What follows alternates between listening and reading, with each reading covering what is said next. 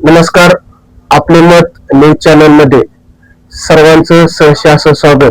आज बेलसर पंचायत समिती गावामधून इच्छुक उमेदवार असलेले आदरणीय तुषारदादा झुरंगे, खरं तर त्यांना ग्रामपंचायत विविध सामाजिक संघटनेचा सर्व क्षेत्रातील त्यांना चांगला दांडगा अनुभव असल्यामुळे ते आता सध्या बेलसर महाशिवस पंचायत समिती 2026 निवडणुकीसाठी ते सज्ज आहेत. त्यांच्याबरोबर आपण आज बातचीतसाठी आपले मत न्यूज चॅनलवर त्यांना आपण आमंत्रण केलेलं आहे. सर्वप्रथम आपण तुषारदादा, आपले मत न्यूज चॅनल मध्ये आपलं सहर्ष स्वागत. तुम्ही आमच्या न्यूज चॅनलला आपला थोडा परिचय द्या.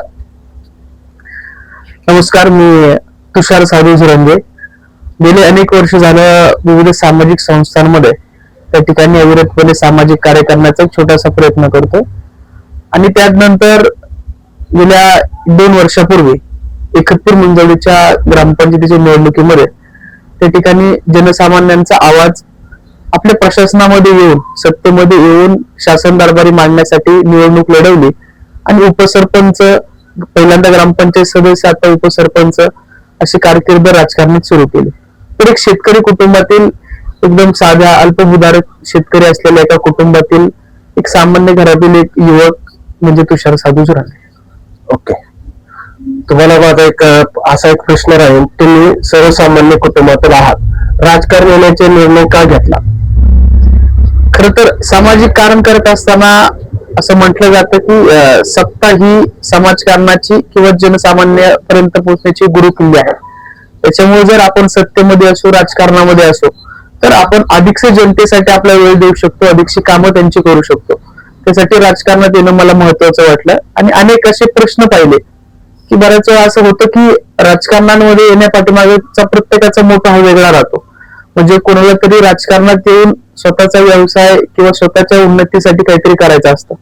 मात्र समाजासाठी तळमळ असणारी लोक राजकारणात आहेत का? तर आहेत. मात्र ते तशा पद्धतीची लोक सध्या आपल्याला पाहायला फार कठीण वाटते, कारण सध्याची राजकारणाची परिस्थिती थोडी बदलत चालली. त्याच्यामुळे आपणही या राजकारणाच्या माध्यमातून जनतेची सेवा करण्यात यावी म्हणून राजकारणात आलो. असा विषय, आतापर्यंत सामाजिक कामाच्या माध्यमातून आपण आतापर्यंत कोणती कोणती कामं केली? सामाजिक कार्यातून म्हटलं गेलं तर मी माझ्या संस्थेच्या माध्यमातून विविध शाळांमध्ये, म्हणजे हेल्थ चेकअप असतील, महिलांसाठीचे आरोग्य तपासणीचे शिबिर असतील, म्हणजे विशेषतः लैंगिकतेवरती देखील लेक्चर असतील, असे विविध प्रकारचे सामाजिक उपक्रम केले. त्यानंतर महिलांसाठी सबलीकरणासाठी ग्रामपंचायतच्या मार्फत आणि संस्थांच्या मार्फत काही सबलीकरणासाठीचे, लघु उद्योग करण्यासाठीचे प्रशिक्षण देखील मी आयोजित केले. त्याच्यानंतर पर्यावरणाचा संरक्षण करण्यासाठी गड संवर्धन असतील किंवा पर्यावरण संवर्धनासाठी वृक्ष लागवड असेल, वृक्ष संवर्धन असेल, या पद्धतीचे विकास कामे किंवा या पद्धतीचे सामाजिक काम मी आतापर्यंत केले. विविध, म्हणजे कोरोनाच्या काळात जर आपण पाहिलं तर कोरोनाच्या काळामध्ये अशी परिस्थिती होती की ऑक्सिजन बेड असतील, आयसोलेशन वॉर्ड असतील, यासाठी प्रचंड त्रास लोकांना त्या ठिकाणी होत होता. त्यावेळी साधारणतः मी 1,500 ते 2,000 लोकांना व्हॅक्सिनेशन साठी त्या ठिकाणी मदत केली. त्यांचं रजिस्ट्रेशन असेल, विविध PHC सब सेंटर या ठिकाणी जाऊन तिथे लाढावा घेऊन, कुणाला बेडची उपलब्ध असेल, कुणाला औषध उपचारांची व्यवस्था करायची असेल, या संदर्भात विविध कोविडच्या काळात देखील मी त्या ठिकाणी काम केलं. आणि हे काम आपण करतो का, आपण समाजाला देण्याला लागतो, हीच फक्त एक मोठो त्या ठिकाणी होता की आपण जी परिस्थिती आपल्यावरती आली, म्हणजे कोरोनाच्या काळात ज्यावेळेस आपल्या घरातलं कोणतरी व्यक्ती अडचणीत असतं, त्यावेळेस जी आपली धावपळ होते, ती धावपळ इतर कोणाची न होण्यासाठी कोविडच्या काळात देखील भरपूर कामं केली. अशी विविध क्षेत्रातली विविध विकास कामं किंवा सामाजिक काम त्या ठिकाणी केलेलं आहे. तुम्हाला बेलसर गटच का निवडणुकीसाठी उभा राहण्याची इच्छुक आहे? तसं पाहिलं तर एकतर माझं गाव त्या गाणामध्ये आहे आणि या गाणाचा विचार करता की सध्याच्या परिस्थितीमध्ये माझ्या गावासोबतची आजूबाजूची गाव आहे, यांच्यामध्ये माझा अधिकचा संपर्क आहे. मित्रपरिवार असेल, इतर सर्व जवळच्या व्यक्ती असतील, हे सर्व या परिवारात असल्यामुळे या लोकांच्या प्रश्न आणि व्यथा मी अधिकच्या जवळून पाहिल्यात किंवा त्यांनी हक्काने माझ्यापर्यंत सांगितल्यात. आणि आपण या गावामध्ये विशेष काम करू शकतो का, तर प्रामुख्याने विमानतळाच्या बाबतीत पण यातील 4 गावं विमानतळ बाधित होतं. मग या लोकांसाठी आता ज्या पद्धतीने काम व्यवस्थित होत नाहीये, इथून पुढच्या काळातही असं होऊ नये यासाठी याच गणातून निवडणूक लढण्याचा माझा मानस आहे. आता बेलसर ह्या गणामध्ये सध्या विमानतळाचा मुद्दा मोठ्या प्रमाणावर तापलेला आहे. जर विमानतळाच्या बाबतीत आपण निवडून आला तर आपली भूमिका काय असेल विमानतळाच्या बाबतीत? यापूर्वी देखील विमानतळातील सगळे आंदोलन उपोषण मी फार जवळून पाहिले. म्हणजे शेतकऱ्यांना किती त्रास होतो. म्हणजे ज्यावेळी एखाद्या शेतकऱ्याचा मुलगा या मातीसाठी आपल्या काळ्या आईला वाचवण्यासाठी ज्यावेळेस जेलमध्ये जाण्याची त्याच्यावरती वेळ होती, रात्री 12:30चा तो प्रसंग होता की 12:30 वाजता एका आईला आपलं लेकरू जेलमध्ये जाणार आहे असं कळतं आणि त्यावेळी या भागातील कुठलाही नेतृत्व त्यांना सोडवण्यासाठी तिथे उभं नाही. तर त्या आईच्या डोळ्यातले अश्रू मला सांगतात की कुठलाही निर्णय घेताना ज्यावेळेस मी निवडून येईल तर त्या आईच्या डोळ्यातील अश्रू डोळ्यासमोर ठेवून कुठलेही मी त्या ठिकाणी प्रश्न असेल किंवा त्याच्यावरती येणारं जे काही परिस्थिती असेल अशी हाताळेल. यापूर्वी ज्या पद्धतीने शेतकऱ्यांच्या सोबत होतो, कारण ही काळी आई जी आहे ना ही आपली रिअल इस्टेट आहे. मग आपणच ठरवायचं की ही रिअल इस्टेट आपली आहे ही व्यवस्थित ठेवायची किंवा जर शासनाचा प्रकल्प होत असेल तर या काळ्या आईला वाचवण्यासाठी किंवा जर अधिकचा काही पर्याय काढता येत असेल तर आपण काय करू शकतो. ही रिअल इस्टेट वाचवण्यासाठी आपण प्रयत्न करायचा, कारण रिअल इस्टेटचा व्यवसाय करणाऱ्यांच्या हातात द्यायची हे शेतकऱ्यांनी आणि मतदार राजांनी ठरवायचं. पण एवढं मी ठामपणे सांगेल की ज्या पद्धतीने आतापर्यंत शेतकऱ्यांच्या सोबत आहे इथून पुढे देखील 100% शेतकऱ्यांच्या सोबत असेल. आता दुसरा प्रश्न असा आहे, कारण का निवडणूक म्हणली की पहिलं हे येतं ती आपला जो पहिला उमेदवार निवडून आलेला असतो की आपल्या घरामध्ये कोण राजकीय वारसा असतो त्याला पहिले प्राधान्य देतात. तुम्हाला राजकीय वारसा कुठं नसताना कुठल्या नेत्याचा आधार नसताना तुम्ही हा निवडणूक निर्णय घेण्याचा का तुम्ही हट्ट घेतला? हा मुद्दा येतो का तर 100% बऱ्याच वेळा ज्यावेळेस निवडणूक डोळ्यासमोर येतात त्यावेळेस पार्श्वभूमी किंवा राजकीय वारसा आहे का. मात्र माझा कुठलाही राजकीय वारसा नाही. माझ्या घरात कुणीही म्हणजे ना वडील किंवा कुटुंबातील कुणी यापूर्वी राजकारणात सक्रिय होतं का तर कुणीही नव्हतं. मात्र आई वडिलांनी चांगलं शिक्षण दिलं. शिक्षण क्षेत्रात देखील मी सामाजिक क्षेत्रात MSW केलं आणि समाजकार्याची आवड आहे. जरी राजकीय वारसा नसला, मी नेहमी बोलताना म्हणतो की राजकीय वारसापेक्षा ज्याला खरंच तळमळ आहे, ज्याला खरंच समाजासाठी करायचे अशी लोकांना व्यक्ती कळत असतात. त्याच्यामुळे राजकीय वारसा असो किंवा नसो माझ्या घरात कुठलाही राजकीय वारसा नाही. अत्यंत सामान्य कुटुंबातील शेतकरी कुटुंबातील मी एक युवक आहे की सगळ्या समस्या म्हणजे राजकारणात देखील ज्यावेळेस सुरुवातीला आलो त्यावेळेस देखील प्रचंड त्रास झाला, अजूनही होतो की कुठलाही राजकीय वारसा नसल्यामुळे किंवा बऱ्याच कुणाचे राजकीय गॉडफादर असतात अशी कुठलीही व्यक्ती आपल्या सोबत नसल्यामुळे त्रास होतो का तो होतो. मात्र सर्वसामान्य जनता आपल्या सोबत आहे त्याच्यामुळं ती जनताच हीच माझ्यासाठी सर्वस्व आहे. त्याच्यामुळे राजकीय वारसाचा मला कुठलाही प्रॉब्लेम येईल असं मला वाटत नाही. बेलसर गटासाठी तुमची पहिले 3 प्राधान्याने कामं कोणती असतील?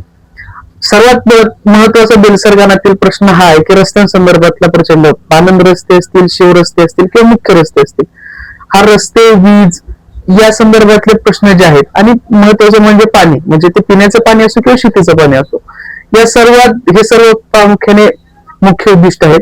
सेकंड थिंग ही की याच्यामध्ये जर आपण आज खानावडीला सावित्री ज्योती इंटरनॅशनल स्कूल होतंय, या पुढच्या 3-4 महिन्यात ते सुरू होईल. त्याच पद्धतीचं कॉम्पिटिटिव्हची स्टडी करणाऱ्या विद्यार्थ्यांसाठीच एक त्या ठिकाणी सेंटर व्हावं. आपल्याकडे तालुक्यात कृषी विद्यालय नाहीये, त्या संदर्भात जर आपल्याला या भागात काय करता आलं तर ही खरं तर इतिहासाने दाखवून दिले की फार मोठी साहित्यिक असणारी आपली भूमी आहे. तर या भूमीमध्ये असे काहीतरी इन्स्टिट्यूट उभे राहावे, यामार्फत आपले जे विद्यार्थी आहेत त्यांना इतर ज्या ठिकाणी जावं लागतं ते न जाता इथे जर त्यांना हे करता आलं, उद्योगासाठी काही कौशल्य सेंटर स्किल डेव्हलपमेंटचं एखादं सेंटर आपल्या घरात उभारण्यात आलं, यासाठी माझा प्रयत्न राहील. आणि शेतकऱ्याच्या बाजारभाव म्हणजे जो त्याच्या शेतीचा माल आहे बाजारभाव असेल किंवा इतर ठिकाणी बाजार विक्रीसाठी देखील, म्हणजे मी स्वतः माझ्या शेतीतला माल हा रस्त्याच्या कडेला विकलेला आहे. खरं तुम्ही बऱ्याच जणांना विचारू शकता की जर योग्य आपल्या शेतातील मालाला बाजारभाव मिळत नसेल तर शेतकऱ्याला त्याशिवाय दुसरा पर्याय उरत नाही. तर यासाठी देखील आपल्या गणात काम करण्याची माझी इच्छा आहे. आपल्या येथील फुले पुरंदर सारख्या सीताफळाच्या व्हरायटीज आहेत, GI मानांकन असलेले अंजीर आहेत, यासाठी फूड प्रोसेसिंग युनिट शेतकऱ्यांना एकत्रित घेऊन काम करण्याची देखील माझी ह्या विकास कामांच्या दृष्टीने अपेक्षा आहे आणि यासाठी नक्कीच मी प्रयत्न करत राहील. यानंतरचा एक महत्वाचा मुद्दा म्हणजे जर मुख्यतः शेतीसाठी जो पाण्याचा स्रोत आहे नाझरी धरणाचा असेल किंवा आता गुंजवणीचं पाणी काही दिवसात येण्याचं असं चित्र दिसतंय. तर यासाठी आपल्या भागासाठी काय करता येईल का, लिफ्ट इरिगेशन किंवा इतर काही गोष्टींमार्फत या भागाला देखील आपल्याला जर पाण्याच्या प्रश्नासाठी काही करता आलं तर हे मी 100% करेन. पुरंदर उपसाची अनियमितता जी आहे याच्यासाठी एक शेतकऱ्यांची कमिटी, त्याच्यामध्ये काही प्रशासकीय अधिकारी घेऊन जर ते एकदम शाश्वत आणि प्रॉपर प्लॅनिंग जर काम करता आलं तर या गोष्टींसाठी मी हे करेन. आणि अत्यंत महत्वाचं म्हणजे ज्या शासकीय योजना आहेत, म्हणजे जिल्हा परिषद असो, पंचायत समिती असो, ह्या योजना खरंच तळागाळातील लोकांपर्यंत पोहोचवण्यासाठी मी खूप मनापासून तळमळीने प्रयत्न करेन. कारण मी स्वतः पहिले गावातील 30-35 महिलांच्या अनेक गोष्टींसाठी, शासकीय योजनांसाठी याद्या जातात. मात्र आपली ओळख नसल्यामुळे, आपला वशील नसल्यामुळे ज्या महिलेला त्या गोष्टी किंवा ती योजना मिळत नाही, त्यावेळेस त्यांना जे दुःख होते ते मी फार जवळून अनुभवले. त्याच्यामुळे या योजना तळागाळापर्यंत पोहोचण्यासाठी मी प्रयत्न करेन. आता तुम्ही नवीन आहात, नवीन अनुभव नाही, अशा तुमच्यावर वारंवार टीका होत आहे, याबाबत आपलं काय म्हणणं आहे? अनुभव सामाजिक कार्याचा अनुभव आहे. राजकारणात कुणीही येताना जरी एखादा वारसा हक्काने राजकारणात आला तरी अनुभव हा आपल्यालाच घ्यावा लागतो. त्याच्यामुळे गेले 2 वर्षाचा राजकारणाचा आणि गेले 6 वर्षाचा 6 ते 7 वर्ष सामाजिक कार्याचा मला अनुभव आहे. जरी मी सोन्याचा चमचा घेऊन जन्माला आलेलो नसलो तरी सर्वसामान्यांसोबत राहून ज्या त्यांच्या व्यथा आहेत, जे त्यांचे प्रश्न आहेत, ते जे समजून घेतलेस तोच माझा अनुभव आहे. म्हणजे बरेच लोक असंही म्हणतात की एवढ्या कमी वयात काय राजकारणात यायची आवश्यकता, अजून भरपूर वय आहे. मग पण मला असं वाटतं की ही जी जिद्द आहे, ही जी आता उमेद आहे, ही काहीतरी करण्याची जिद्द आणि उमेद आहे. आणि ही युवा शक्ती, म्हणजे असं म्हटलं जातं की तरुणांनी लात मारेल तिथं पाणी काढण्याचं वय असतं, ती लात नक्की कुठं मारायची हे देखील पाहायचं. म्हणून मी एवढं सांगेन की अनुभव या गोष्टी मी लोकांच्यात असो, त्याच्यामुळे लोकच सांगतील की मला सामाजिक आणि राजकीय क्षेत्रातला अनुभव आहे का नाही. आता तरुण झालं, युवती झालं, युवक झालं, यांच्यासाठी तुम्ही ठोस योजना काय आहे तुमच्याकडे, नेमकं भविष्याचं प्लॅनिंग?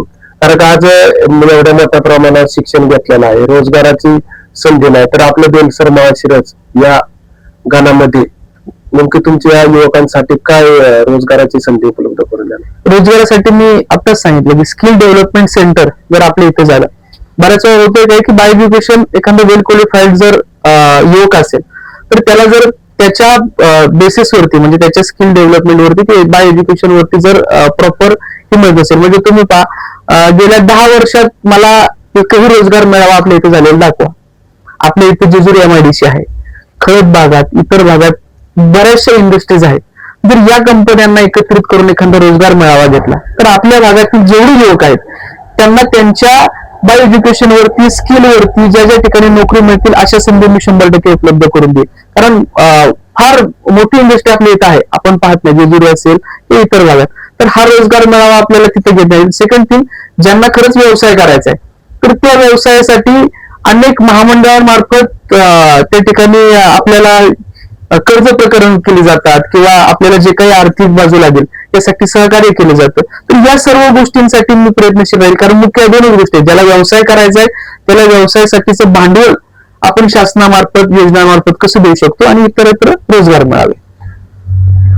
तुषार दादा, तुम्ही बोलला ते खूप योग्य आहे. कारण का रोजगार मेळावे इथून मागे बऱ्याच नेत्यांनी घेतले, पण त्या रोजगार मेळाव्यामध्ये असं युवकांचं म्हणणं, युवतींचं म्हणणं आहे तिथं आम्हाला रोजगार उपलब्ध होऊन देत नाही, फक्त आमचे तिथं कागदपत्र देतात आणि आमची फक्त खेळायला चालवली किंवा चेष्टा चालवली. याबाबत काय म्हणणं आहे? मला असं वाटतं ज्यावेळेस आपली कुठलीही डिग्री आहे, म्हणजे आपण डिग्री घेतल्यानंतर कुठलाही जॉब स्वीकारत असताना इंटर्नशिप नावाचा प्रकार असतो. जर सुरुवातीला काही आपण कंपन्यांची टाईप करून ज्या एज्युकेशन मध्ये 5-6 महिन्याचे इंटर्नशिप जरी आपण त्यांच्याकडून करून घेतली तरी त्यांना आवडीच्या ठिकाणी जॉब मिळण्यासाठी ते फार महत्वाचं ठरेल. म्हणजे रोजगार मेळावा घेतल्यानंतर कंपनी नोकरी देते का ते देते, मात्र त्याचा पाठपुरावा करणं फार महत्वाचं आहे. म्हणजे एखाद्या कंपनीकडे आता 20 सीट्स अवेलेबल आहेत तर ते 20 सीट्स आपल्या मेळावा घेतल्यानंतर त्यांनी यातील किती विद्यार्थ्यांना चान्स दिले किंवा ज्या विद्यार्थ्यांना चान्स दिले नाही त्याच्यासाठी कुठला कॅटेगरी लावली, हे जर त्याचं आपण म्हणतो की जर सातत्य ठेवलं, जर चेकअप फॉलोअप ठेवला तर ते होतं. आणि मला असं वाटत नाही की आतापर्यंत कुठलं तालुक्यात किंवा गणात असं कुठं फॉलोअप घेऊन काम झालेलं आहे. त्याच्यामध्ये फॉलोअप घेतला तर 100% आपण यशस्वी होऊ. तुषार दादा, जनतेनेच तुम्हाला का निवडणुकीला संधी द्यावी, तुम्हालाच का मतदान करावं? मी एक सांगेल, मला का मतदान करावं यापेक्षा योग्य उमेदवाराला मतदान करावं. तुम्हाला जर तुषार जोरंगे योग्य वाटत असेल तर तुषार जोरंगेला मतदान करा. मात्र फक्त कुठलीही गोष्ट लक्षात घेताना वर्तमान काळाचा ज्या पद्धतीने आपण विचार करतो तर त्या पद्धतीने थोडं आपल्या भूतकाळाचाही विचार करा.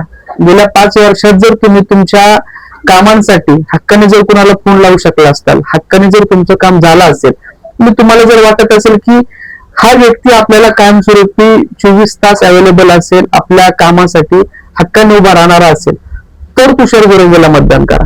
जर तुषार जोरंगे देखील इतरांसारखा तुम्हाला वाटत असेल की आपल्याला अवेलेबल होणार नाही किंवा फक्त पांढरे कपडे घालून पुढारपणा मिळवण्यासाठी असेल, तर तुषार काही इतर कुणी असतील तर त्यांना मतदान करताना तुम्ही विचार करा. मात्र मी आतापर्यंत माझ्या कामाचा अनुभव असा पाहिलाय की मी ज्या वेळी काम केलंय त्या त्यावेळी फक्त जनसामान्य जनता डोळ्यासमोर ठेवूनच काम केलंय. कुठलाही स्वार्थ नाही की आपल्याला कुठेही काहीतरी वाहवा मिळावी यासाठी काम केलेलं नाही. आणि एक सांगेल, ज्याला आपल्याबद्दलची तळमळ आहे अशा लोकांना जर तुम्ही निवडून दिलं तर तो हक्काने आपल्यासाठी काम करेल. त्याच्यामुळं असं मी आहे का तर मी आहे, तुम्ही मला अनुभवा, एक संधी देऊन बघा. जर वाटलं तुषार जोरंगे योग्य रीतीने काम करतोय तर इथून पुढे मी सक्रिय असेल. किंवा तुम्हाला जर वाटलं की तुषार जोरंगे हा व्यवस्थित काम करत नाहीये, म्हणजे तुम्ही आज गावच्या राजकारणात जरी पाहिलं तर हक्कानी लोक, नळाला पाणी आलं नाही तरी फोन जर तुम्ही हक्कानी याला करू शकता, तोच आपला नेता. धन्यवाद तुषार दादा. आपल्या बरोबर बेलसर माळशिरस गटामध्ये इच्छुक उमेदवार असलेले एकतपूर मंदवडीचे उपसरपंच आदरणीय तुषारदादा जोरंगे यांच्याशी आपण बातचीत केलेली आहे. आपल्या चॅनलला लाईक आणि सबस्क्राईब करायला विसरू नका. धन्यवाद.